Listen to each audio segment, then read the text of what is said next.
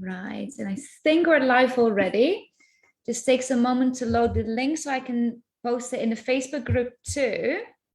But let me introduce you because we are here for our expert interview with Michelle. And Michelle is joining us to speak about inclusive language in your international yoga classes.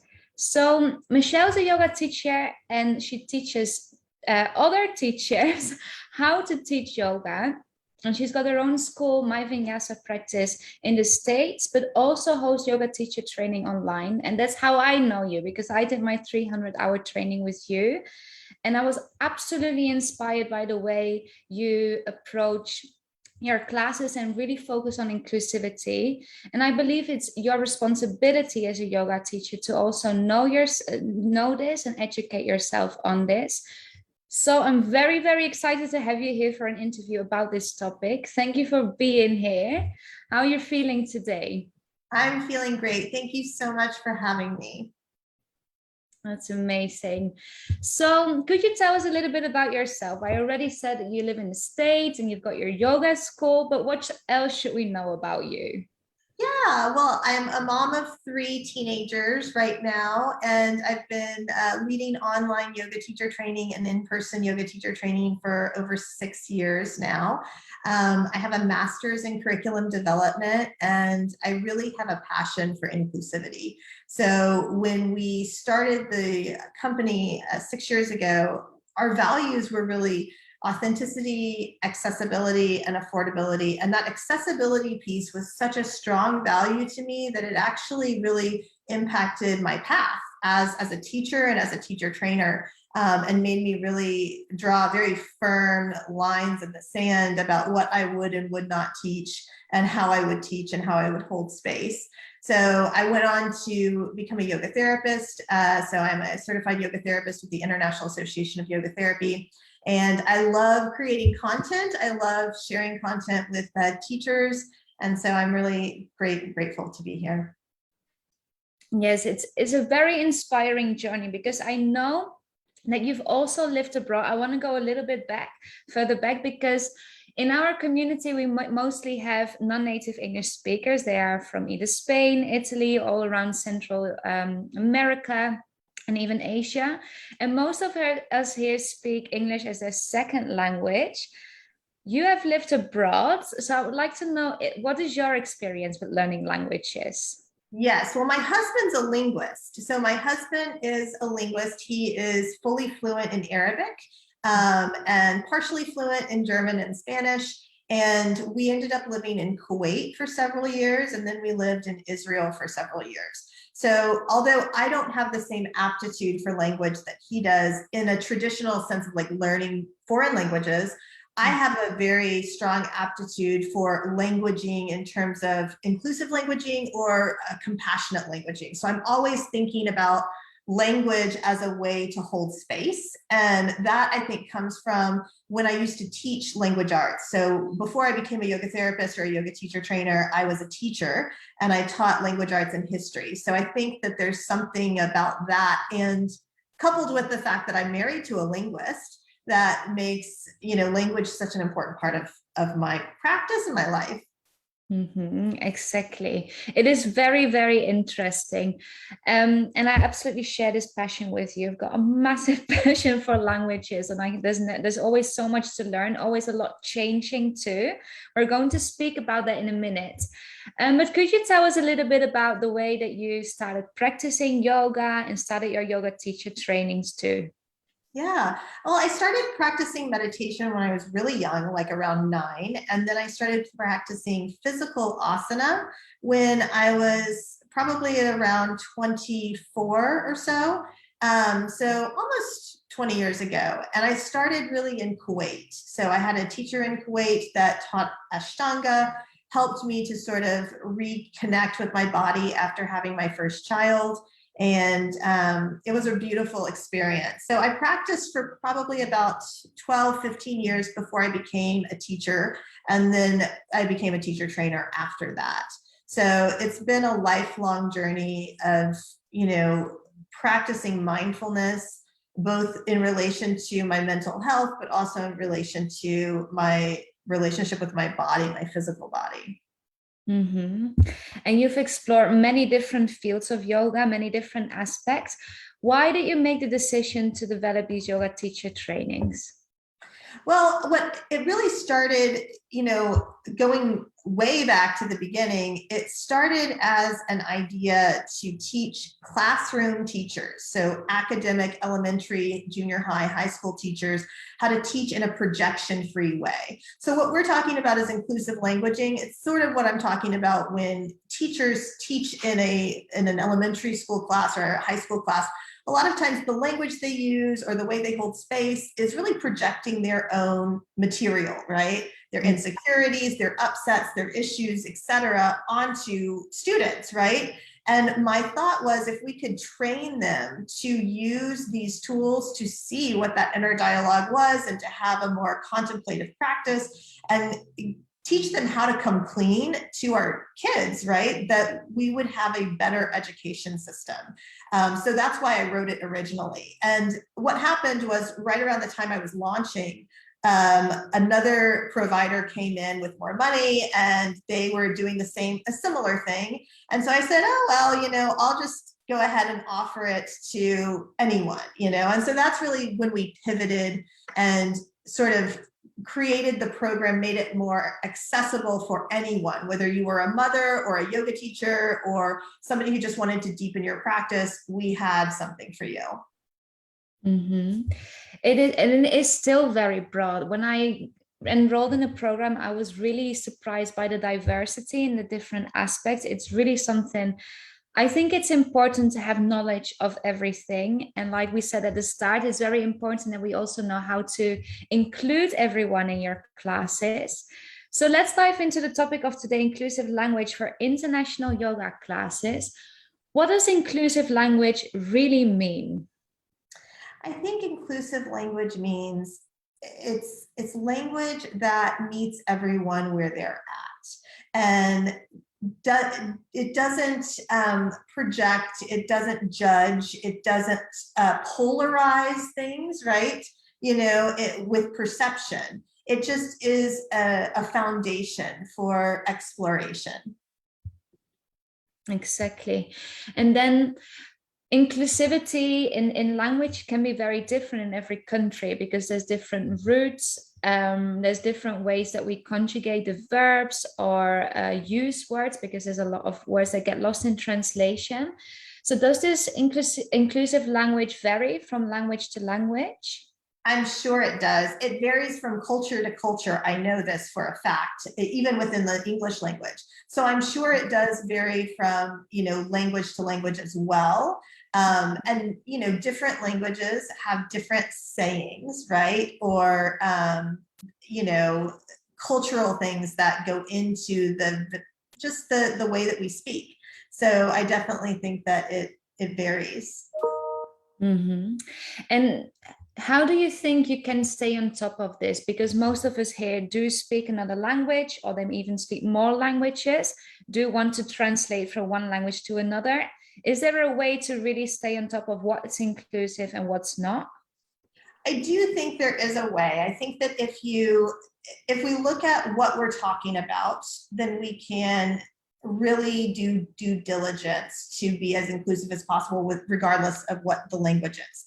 So for example, in yoga, we have to cue anatomical cues, right? So cueing anatomically using, the layman's anatomical word for that, whatever language it is, rather than slang or something that is polarized in some way. So I'll give you an example of that. If I'm cueing warrior 2, for example, maybe I want to cue that they bring the hip underneath or back, they pull their hip back, right? I would say, pull your hip back or bring your hip crease back rather than bring your booty back, right? If that slang can be offensive or it can be jarring, polarizing for people. So I would say stay away from slang, use inclusive language that is neutral and non-polarizing. Speak to the body part, right? Another example is tummy. In the United States, they'll say lay on your tummy. Well, I've worked in eating recovery, and so I never say tummy or belly, I always say abdomen. So because it's just a more neutral word, it's less polarizing. And we ultimately have no idea what people are coming into class with. So when we can offer language that is neutral and supportive, and sort of benign in nature, then it can really be a gift to our students. Yeah, absolutely. And you already mentioned, you touched on, you worked in eating recovery. And I know that in your trainings, you also focus a lot on trauma-informed language, which I think is somewhat in line with inclusive language. They all come back together. They all have to do with each other. Could you give us some examples of situations or demographics, maybe, of groups of people where we really have to take into account this type of inclusive language? I think if you're dealing with special populations, inclusive language is an absolute must. I mean, I try to use inclusive language in everything that I do.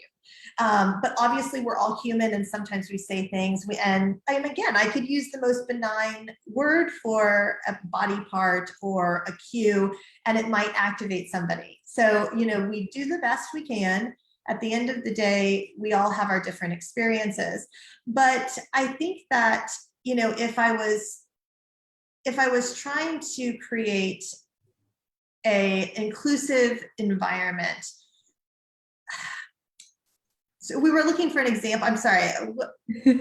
Sorry, I will go off topic. No, some examples, because I think eating recovery is a really, really great example of this.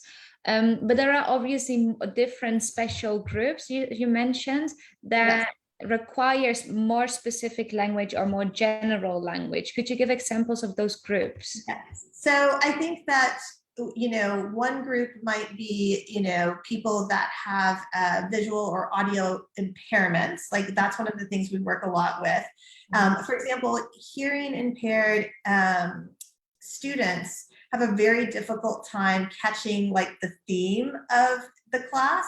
So it's just a different way to couch the theme. You might do it when everybody's sitting up, so that they can read your lips, so that they can know where you're going with sort of the underlying theme of the class.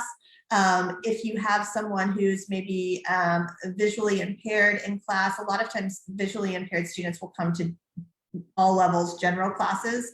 And so avoiding things like, you can see, look at, or you can see, those types of things. And then I think, also just for the general population, there is so much trauma, and it has to do with so many different variables. So just giving people permission to, take whatever posture feels comfortable to them, to adapt as necessary, that they can always come to a comfortable seat if they need to collect themselves. Giving people permission to be authentic in their practice, I think, is another way of using inclusive language. Yeah, absolutely. Beautiful. So then, in your experience, do you think there's enough focus on language awareness among yoga teachers and maybe other yoga teacher trainers? I don't know that there is. I think a lot of times in yoga teacher trainings, the yoga teacher trainer is in a place of projecting their own practice of teaching, right? And even in our training, I teach in a projection-free way, right? So I am going to project that, and I'm going to teach everyone those methods, whether they want to use them or not, I'm not attached to, but at least I want to give them those tools, right? But I do think in a lot of trainings, if you have a teacher trainer that's very theatrical, for example, then they're going to teach those theatrics, which is fine, but maybe they aren't as aware of how those theatrics are going to impact their students. So I do think that many trainings are lacking in inclusivity and inclusive language. And for people that maybe aren't as aware of this yet, this topic is new to them, or it's something that they haven't really studied before, how can you pick up on this? If you maybe search for another training, or if you search for another teacher trainer? Sure. So I think it's just noticing what bothers you is the first step. So you think back to a class that you've been in. Was there ever a cue or something that a teacher said that really impacted you and activated you, made you feel uncomfortable or awkward, or didn't feel like it went with the class, right? So that's number one. And then the second step is then now think about other people. Think about the people in your life that you know and love. Are there any cues that you've heard in a yoga class that might make them feel upset or insecure or, excluded in some way? So that would be the first two steps. And then the second step, I would say, is more of a holding, or a third step rather, is more of a holding space. It's remember that you're holding space for the whole community. So rather than going in and acknowledging your best student in the front row, acknowledge the whole class, and that's something that will just help to make it a more inclusive space in and of itself. Yeah, absolutely.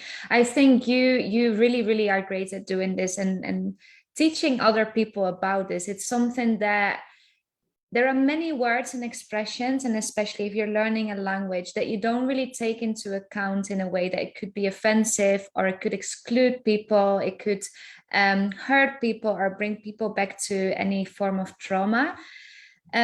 What are some basic mistakes that you've seen teachers make and maybe have caused to exclude other people in their classes or certain individuals in an international class, or maybe in a studio setting, maybe even online? Yeah, I think so. There's two experiences I'm going to share with you. So the first experience was a couple of years ago. A friend of mine and I went to a studio in town, and it was a small class. And the teacher was very dogmatic about the way she wanted alignment. And, I'm not dogmatic about alignment. It varies from body to body. And so she kept physically adjusting us and saying, oh, I'm going to fix you. Oh, we need to fix that, stuff like that. Well, it wouldn't have been as bad, except for my friend that was with me. It was the birth date. It happened to be the day that her child was supposed to be born, and she had a stillborn. And so it was a very emotional day for her already. And then to have somebody telling you that you're wrong in your body, you're wrong in your body. So that teacher didn't know that was a tough day for my friend, right? But the language that she used was so offensive that I wasn't even having a bad day and I was offended. I can't imagine what my friend felt like. So that's one example of something that I feel like we need to be very careful of. If we are so married to our dogma of the way we think a pose should look, we need to sit with that. We need to ask ourselves why. Our students aren't going to injure themselves because they're out of alignment. That's not how injury happens. Injury happens because of repetitive movements over and over again, or it happens over a long period of time with misalignment or, misdistribution of the weight of the body, right? Mm-hmm. So if a student comes into my class and their warrior 2 looks jacked, I'm not going to pick at them. I'm going to get them to connect to their breath. That's my goal. Connect the mind to the breath and the movements to the breath. If they can do that, I don't care about the rest of it, because that will come in time with awareness, right? So I think that that's one thing, is to really note or be aware of what you are attached to as a teacher. And then the second thing, I've heard is, people polarizing postures. Like, for example, if you get into chair pose, they're like, oh, we know everybody hates this pose, or everybody's favorite pose. And that's just taking away, it's distracting the students from what they're doing, which is connecting their body and their breath. It's not supposed to be entertainment. Yoga is about coming in, not externalizing ourselves, right? So providing the students with a place to drop out of the thinking mind and into the sensational body, I think, is part of our job description. And when we fail to do that, it becomes something other than yoga. Mm-hmm. And as a teacher, is there a way to actually pick up on this when you do this yourself? I think very often, and this happened to me before too, that you hear something, it sounds nice, it sounds logical or obvious, but when you start thinking about it, you realize, like, actually I can't say that, or this is not what I do want to teach. How do you find out with yourself, maybe when you have ingrained patterns of saying something? I think that really thinking about what you're saying as you're saying it is one of the tools that I've used. And I have said things that have not been inclusive. And as soon as they come out of my mouth, I'm like, whoa, that should not have come out of my mouth. We're all learning how to heal through humanity, right? So I don't expect anyone to be inclusive all the time. But when we notice that, oh, maybe that's not inclusive, then we can take a step back and find a way to reword it. Exactly. Then I think a lot of people here like to use specific methodologies. They like to make use of themes. I once heard, and correct me if I'm wrong, but I think I heard that you personally are not using themes anymore or don't like using them anymore. First, could you tell us why that is? And then I would like to hear some examples of things that are inclusive and are not inclusive in class. Sure. So the first, the theme thing, I used to theme, I will theme if it's a special class or something like that. But traditionally, I don't theme in an all levels class, because what I'm trying to do is I'm trying to use vinyasa yoga as a therapy. I'm basically trying to get my students into a hyper aroused state where I can use the practice as biofeedback. So I am saying I'm getting them, warmed up, and in warming them up, their nervous system is like, all right, we're getting ready to run from a cheetah, right? And so we're really warming up the body. Now I get them in a chair pose twist, and their nervous system is like, where's the cheetah? And so the heart's beating fast and their breathing is all, like erratic. And I bring their awareness back to that. I say, notice your heartbeat. Notice your breath. Can you bring your awareness to your breath to regulate your heartbeat? And that is biofeedback, right? So if I'm teaching them that, I'm teaching them how to connect breath and body movements together. And then I'm teaching them how to self-regulate through yoga asana and pranayama. To me, that is a therapeutic application of vinyasa yoga. So I would rather do that than if I add another layer, like maybe I theme around grief, or I theme around empowerment, or I theme around something else, that takes them out of the physical sensational body and into the head, right? So for me, yes, there is a place for theming. And I think that theming can be fantastic, especially if you're doing like an event, or you're doing like a special class or a workshop on chakras or something. I think that's great. But for the typical day-to-day class, what we're trying to do is get them in a state of yoga, which is a state of being, right? That meditative state of being. And we want to teach them how to get that off the mat. So the next time they're fighting with a partner, or they get cut off on the road, or they have an argument or something, that they can regulate and come back to a place of responsiveness rather than reactivity. So, a few themes that I've seen that are good, and maybe some that are not so good. I've seen some people that like really love to theme around like the gods and goddesses, right? And this can be great, and it can also not be great. So again, you have to be very careful with the way you do it, because really the gods and goddesses are not like actual beings as much as they are aspects of being, right? So if you take those aspects, like the aspect of Shakti, creativity, manifestation, like transformation, like these are all like Shakti attributes, and use that to theme, that's going to be a lot more, will be better received than if you were to talk about, Shakti and, her sword and her this and that, and like really getting into that gods and goddess sort of guru mentality, because it might work for some people, it might not work for others. So it's just riding the line, I think. Another example might be the chakras, right? And like you might be theming around the root chakra, and you might use words like you are safe, you are secure. But you might have somebody who has experienced trauma and PTSD and does not feel safe and secure, and does not feel like they have autonomy. So even that saying that is activating in them an insecurity that you're unaware of.